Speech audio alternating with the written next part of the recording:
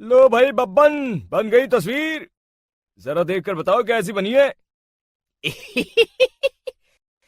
अरे भाई मोहन, मेरी सलाह मानो तो तुम रहने ही दो।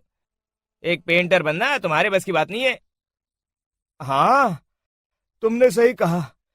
मुझे भी कुछ ऐसा लगता है। खैर, आज शाम की गाड़ी से मैं शहर वापस जा रहा हूँ।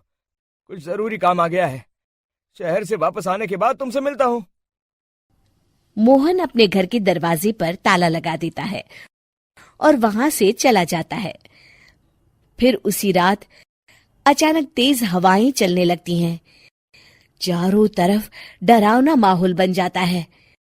तभी मोहन की बनाई हुई पेंटिंग की वो औरत एक खतरनाक चुड़ैल में बदल जाती है और पेंटिंग से बाहर आ जाती है।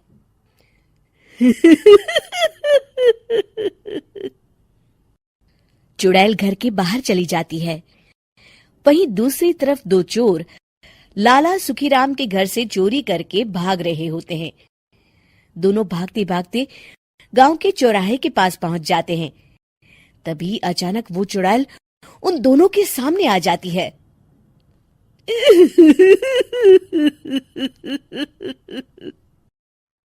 अरे मर गया रे। ये चुड़ैल कहाँ से आ गई? अरे मैंने तो तुझसे पहले ही कहा था कि आज अमावस्या की रात है। आज हमें चोरी नहीं करनी चाहिए।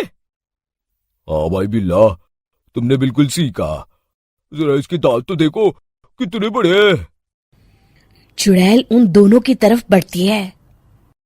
अरे चुड़ैल दीदी, तुम चाहो तो ये सारे पैसे और जेवर ले लो, लेकिन हम दोनों को कुछ मत करना।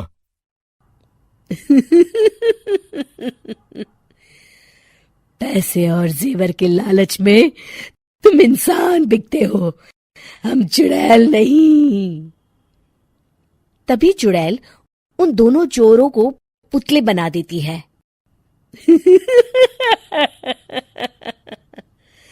मैं किसी को नहीं छोड़ूंगी। अब कोई मुझसे नहीं बच सकता।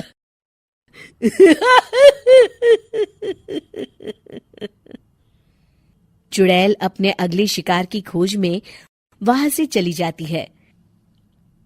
गांव की दूसरी ओर जाने पर चुड़ैल को हरिया, बिरजू और बब्बन दिखाई देते हैं। आज संडे है। आज कपिल शर्मा शो देखने का दिन है। जोर से बोलो। आज संडे है। मैंने नहीं सुना। आज संडे है। आज कपिल शर्मा देखने का दिन है। हाँ, ये हुई ना बात। अरे ये कपिल शर्मा कौन है जो ये लोग उसे देखने के लिए इतने उतावले हुए जा रहे हैं? खैर, मुझे क्या, मैं अभी इन दोनों को मजा चखाती हूँ।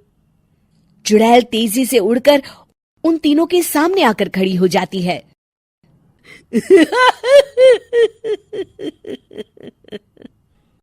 कपिल शर्मा शो बाद में देखना, पहले मुझे देख लो। बब्बन चुड़ैल को देखते ही पहचान जाता है। अरे ये तो तस्वीर वाली औरत के जैसी दिख रही है। मुझे अभी नहीं मरना है। अरे भागो रे। तीनों वहां से भाग खड़े होते हैं। बब्बन तो किसी तरह अपनी जान बचाकर वहां से भाग जाता है, लेकिन हरिया और बिरजू को चुड़ैल पकड़ लेती है और उन्हें पुतला बना देती है। फिर चुड़ैल बब्बन को पकड़ने के लिए उसका पीछा करती है, लेकिन बब्बन उसे कहीं नहीं दिखाई देता। अरे वो मोटा तो बड़ा तेज भागता है, शायद उस तरफ गया होगा। बब्बन एक दीवार के पीछे छुपकर बैठ जाता है और चुड़ैल उसके सामने से आगे निकल जाती है। बाल बाल बच गया। अगली सुबह बब्बन सभी गांव वालों को सारी बात बता देता है।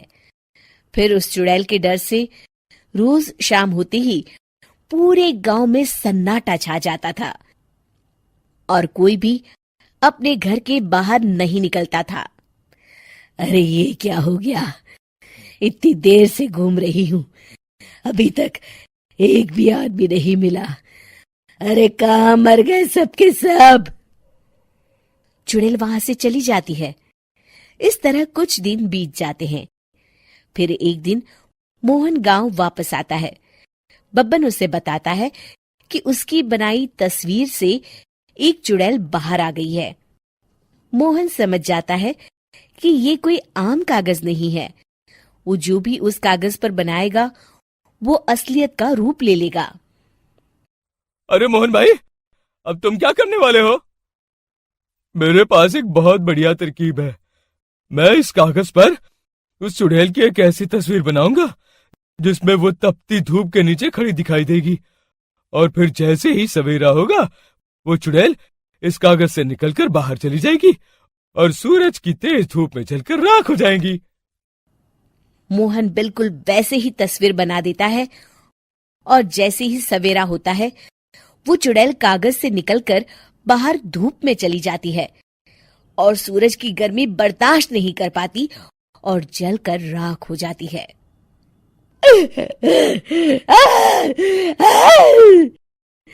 ये मुझे क्या हो रहा है? मैं सूरज की रोशनी बर्दाश्त नहीं कर सकती। मेरा पूरा शरीर जल रहा है। और इस तरह चुड़ैल के जलते ही पुतले बने सभी लोग पहले की तरह इंसान बन जाते हैं।